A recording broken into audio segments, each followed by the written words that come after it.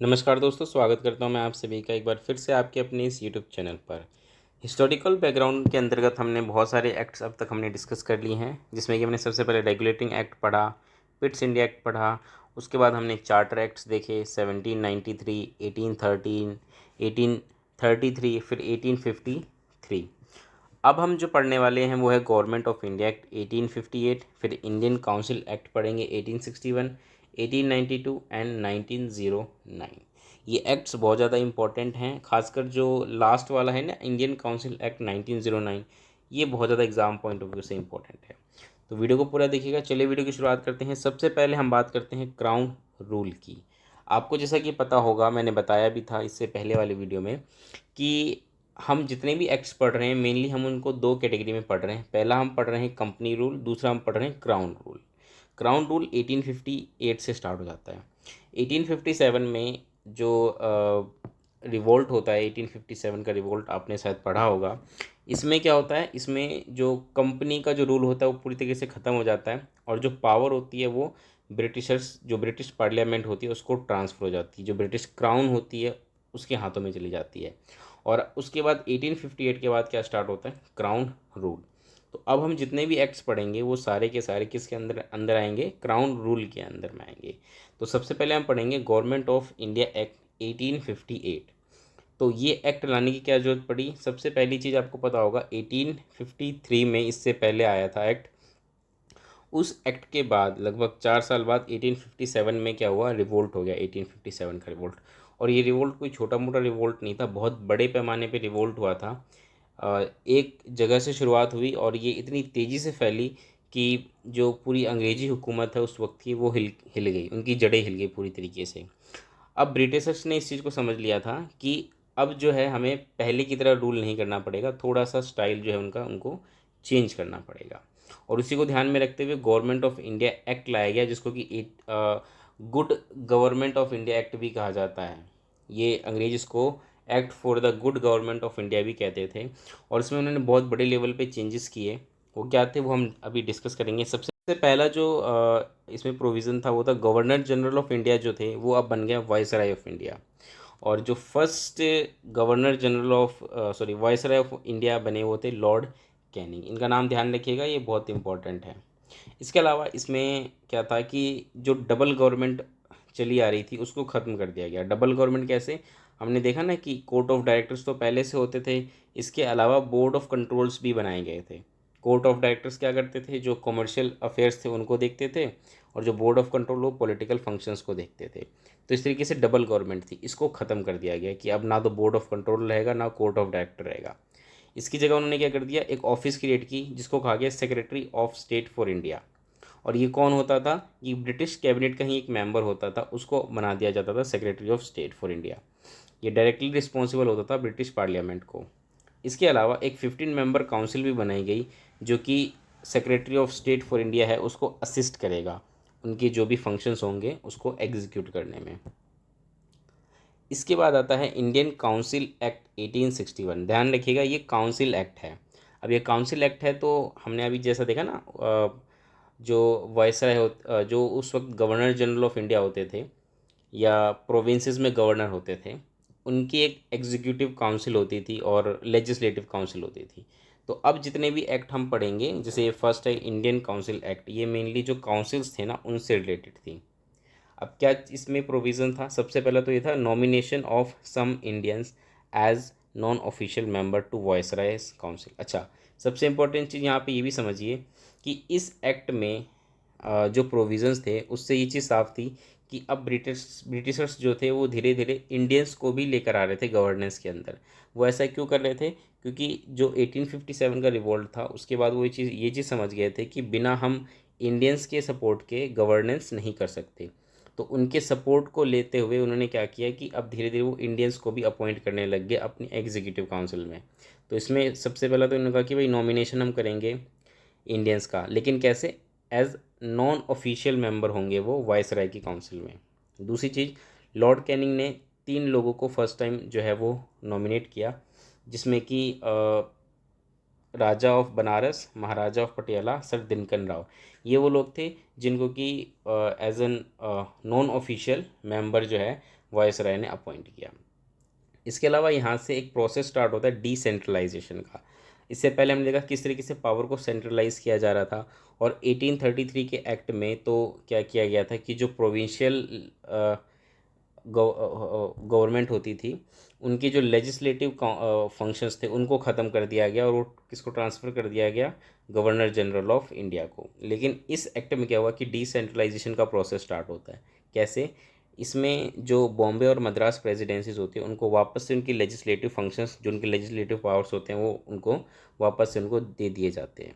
तो इस तरीके से यहाँ से डिसेंट्रलाइजेशन का प्रोसेस जो है वो धीरे धीरे स्टार्ट होता है। इसके अलावा इसमें कुछ न्यू लेजिस्लेटिव काउंसिल्स भी बनाए जाते हैं, जैसे कि बंगाल, नॉर्थ वेस्ट प्रोविंस और पंजाब के लिए। इसमें जो सबसे इम्पोर्टेंट बात होती है वो होती है पोर्टफोलियो सिस्टम की।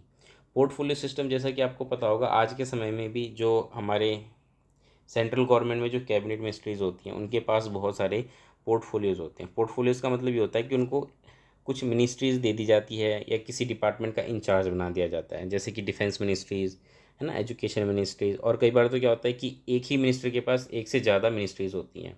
तो ऐसा ही जो सिस्टम था उसको पोर्टफोलियो सिस्टम कहा गया, और ये इंडियन काउंसिल एक्ट 1861 में इंट्रोड्यूस किया गया था। इसमें धीरे धीरे क्या था कि जो काउंसिल्स होती थी, जो मेंबर्स होते थे, उनको कोई ना कोई डिपार्टमेंट दिया जाता था, उसका इंचार्ज बना दिया जाता था। इसके अलावा वायसराय को ये पावर दी ऑर्डिनेंस देने की, कि बिना वो मतलब लेजिस्लेटिव काउंसिल के बिना ही सहम मतलब उनके किसी तरीके से बातचीत के भी वायसराय क्या कर सकते हैं, ऑर्डिनेंस इशू कर सकते हैं, लेकिन इमरजेंसी के केस में। और इसकी जो लाइफ होगी वो 6 मंथ होगी। अगला जो है काउंसिल एक्ट, वो है इंडियन काउंसिल एक्ट 1892। ये जो एक्ट है इसमें क्या किया था कि जो नॉन ऑफिशियल मेंबर्स थे, चाहे वो सेंट्रल हो या प्रोविंशियल लेजिस्लेटिव काउंसिल हो, उसमें उनकी संख्या बढ़ा दी गई थी। लेकिन कोशिश की गई थी इतनी बढ़ाई जाए कि जो ऑफिशियल्स मेंबर हैं उनकी मेजोरिटी बनी रहे, क्योंकि उनकी मेजोरिटी बनी रहेगी तभी ये अपने हिसाब से सरकार चला पाएंगे। इसके अलावा इन्होंने क्या किया, इन्होंने कुछ पावर्स दे दी गई लेजिस्लेटिव काउंसिल्स को भी, कि वो बजट डिस्कस कर सकते हैं, सिर्फ डिस्कस कर सकते हैं, ना ही उसके ऊपर कोई सप्लीमेंट क्वेश्चन दे सकते हैं, या कोई वो उस पर कोई वोट कर सकते हैं। कुछ ऐसी पावर नहीं दी गई, सिर्फ डिस्कस कर सकते हैं बजट को। इसके अलावा इसमें जैसा कि अभी हमने देखा कि जो नॉन ऑफिशियल मेंबर्स थे वो इंक्रीज़ कर दिए गए central and provincial legislative council में, लेकिन इसके साथ साथ नॉमिनेशन की भी बात की गई, कि इसमें से जितने भी मेंबर्स बढ़ाए गए हैं उनमें से कुछ को नॉमिनेट किया जाएगा, जो नॉन ऑफिशियल मेंबर है उनको नॉमिनेट किया जाएगा। जैसे कि जो सेंट्रल लेजिस्लेटिव काउंसिल होगी उसमें वायसराय जो है वो नॉमिनेट करेंगे, लेकिन किसके रिकमेंडेशन पे, जो प्रोविंशियल लेजिस्लेटिव काउंसिल होगी या जो बंगाल चैम्बर्स ऑफ कॉमर्स हैं उनके उस पे रिकमेंडेशन पे। ठीक है, इसी तरीके से जो प्रोविंशियल लेजिस्लेटिव काउंसिल होगी उसमें भी नॉमिनेट होंगे गवर्नर के द्वारा, लेकिन उसको कौन रिकमेंड करेगा, डिस्ट्रिक्ट बोर्ड हो गया, म्यूनसिपैलिटीज़ हो गई, या ट्रेड एसोसिएशन हो गया। देखिए देखिए ये जो सिस्टम है ना, ये सिस्टम आपको काफ़ी कुछ आज के सिस्टम से सिमिलर लग रहा होगा। जैसे कि आज के समय में भी प्रेसिडेंट होते हैं, जो कि पूरे कंट्री को रिप्रेजेंट करते हैं, है ना, पूरी लोकसभा राज्यसभा उससे ऊपर होते हैं वो। इसके अलावा हर स्टेट में गवर्नर होते हैं, तो सेम ऐसे यहाँ पे वॉइसरॉय हैं और गवर्नर है। गवर्नर अपने स्टेट को देखते हैं, वैसे यहाँ पे गवर्नर अपने प्रोविंसेस को देख रहे हैं, है ना। जैसे आपने देखा होगा ना, लेजिस्लेटिव काउंसिल जैसे हमने इसमें पढ़ा, आज के समय में वो क्या है, पार्लियामेंट है, लोकसभा राज्यसभा है ना। इसी तरीके से स्टेट में भी होती हैं, हर जगह विधानसभा जिसको हम कहते हैं, लेजिस्लेटिव काउंसिल्स होते हैं हर स्टेट में। तो इसी तरीके से यहाँ पर भी ये सिस्टम चला आ रहा है। अब आता है इंडियन काउंसिल एक्ट 1909। तो ये बहुत ही इम्पोर्टेंट एक्ट है। ये एक्ट इसलिए इम्पोर्टेंट है क्योंकि इसमें कई ऐसे रिफॉर्म्स किए गए थे जिसका इम्पैक्ट आने वाले समय में पड़ा, और सबसे बड़ा इम्पैक्ट था वो था कम्युनल पॉलिटिक्स, यानी कि हिंदू मुस्लिम के आधार पे राजनीति शुरू हो गई। और जैसा कि हमने देखा लास्ट में इसका रिजल्ट ये होता है कि पार्टीशन होता है इंडिया, और इंडिया का दो हिस्सों में पार्टीशन हो जाता है। देखिए ये जो इंडियन काउंसिल एक्ट है ना 1909, इसको मॉडले मिंटो रिफॉर्म्स भी कहा जाता है। मॉडले जो थे वो सेक्रेटरी ऑफ स्टेट थे, और जो मिंटो थे वो क्या थे, उस वक्त के वॉइसरॉय थे।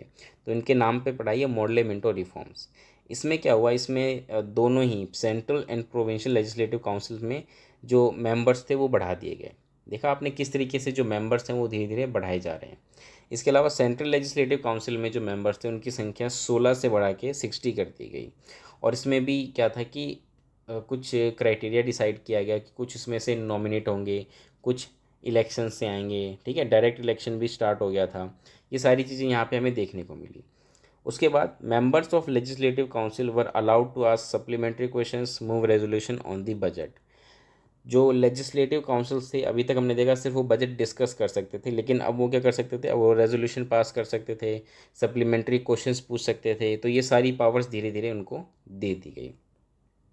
अगला जो इम्पोर्टेंट हमें देखने को मिलता है वो है association of Indians with executive council of the viceroy and governors. तो यहाँ पे हमने देखा कि जो एग्जीक्यूटिव काउंसिल थी वायसरॉय की, ये जो गवर्नर्स थे प्रोविंशियल में, वहाँ पे इंडियंस का एसोसिएशन किया जाने लगा। कैसे, जो वायसरॉय की एग्जीक्यूटिव काउंसिल थी उसमें पहले इंडियंस को अपॉइंट नहीं किया जाता था। अभी तक हमने क्या देखा कि जो लेजिस्लेटिव काउंसिल थी उसमें इंडियंस नॉमिनेट हो रहे थे, लेकिन अब क्या था, एग्जीक्यूटिव काउंसिल में भी इंडियंस को नॉमिनेट किया जाने लगा। तो सबसे पहले जो थे वो सत्येंद्र प्रसाद सिन्हा थे, फर्स्ट इंडियन थे। वो एज अ लॉ मेंबर जो वायसरॉय की एग्जीक्यूटिव काउंसिल थी उसको उन्होंने ज्वाइन किया। अगला जो इसमें इंपॉर्टेंट प्रोविज़न किया गया था वो ये था कम्युनल रिप्रेजेंटेशन, और उसमें बात की गई थी सेपरेट इलेक्टोरेट की। सेपरेट इलेक्टोरेट का मतलब ये था, इसमें जो सेपरेट इलेक्टोरेट था ये खासकर जो मुस्लिम्स थे उनके लिए था।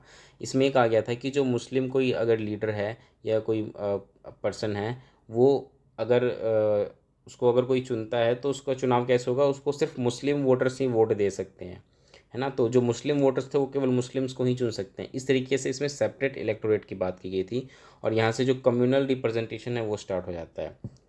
इसीलिए जो लॉर्ड मिंटो है उनको कहा जाता है फादर ऑफ कम्युनल इलेक्टोरेट।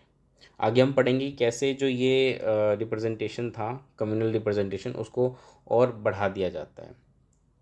तो इस वीडियो में तो हम सिर्फ इतना ही पढ़ेंगे। अगली वीडियो में हम बाकी एक्ट्स भी डिस्कस करेंगे, और जो अगली वीडियो होगी उसमें हम जितने भी बचे हुए एक्ट्स हैं वो सारे डिस्कस कर लेंगे, और जो हमारा पहला चैप्टर है वो कंप्लीट हो जाएगा। इस वीडियो में इतना ही रहेगा दोस्तों, मिलेंगे हम अगली वीडियो में। नमस्कार।